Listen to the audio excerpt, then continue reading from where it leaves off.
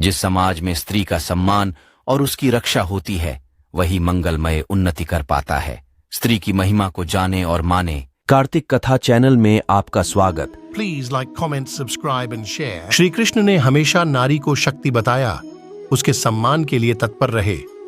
पूरी महाभारत नारी के सम्मान के लिए ही लड़ी गई।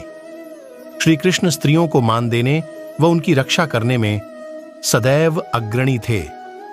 भाई बहन के अटूट प्रेम को दर्शाते हुए भगवान श्री कृष्ण ने द्रौपदी के चीर हरण के समय उसकी रक्षा की। इससे ज्यादा कोई भाई किसी बहन की रक्षा क्या कर सकता है। कृष्ण ने सिखाया कि रिश्ते कैसे निभाए जाते हैं, अपने पूरे परिवेश को प्रेम से कैसे भरा जाता है और जीवन के उतार चढ़ाव का सामना मुस्कुराते हुए कैसे किया जाता है। महाभारत का युद्ध हुआ, जिसमें उनकी इकलौती बहन सुभद्रा के पुत्र अभिमन्यु की निर्मम हत्या हो गई।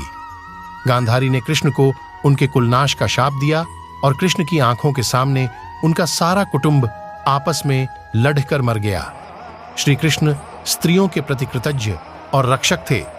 श्रीमद् भागवत पुराण के रास पंचाध्यायी में निर्मल प्रेम के लिए वे गोपियों के प्रति कृतज्ञता झांपित करते हैं, तो जन्मदात्री मां देवकी के साथ ही पालन करने वाली यशोदा की कृपा को पल पल सादर बखानते हैं। उन्होंने भीम को प्रेरित कर स्त्रियों को बंदी बनाए रखने वाले जरासंध का वध किया और बंदी स्त्रियों को मुक्त किया। सखी द्रौपदी के मान की रक्षा के लिए चीर बढ़ाने का चमत्कार करते हैं, तो अपने भांजे अभिमन्यु की मृत्यु के बाद उसकी विधवा उत्तरा का दुख दूर करने के लिए उसके मृत जन्मे पुत्र परीक्षित को पुनर्जीवित कर देते हैं। गुरु सांदीपनि की पत्नी की आज्ञा पर खोए हुए गुरुपुत्र को वापस लाकर गुरु दक्षिणा अर्पित करते हैं और क्रोधित गांधारी के कुलनाश संबंधी शाप को भी सिर झुकाकर स्वीकार लेते हैं।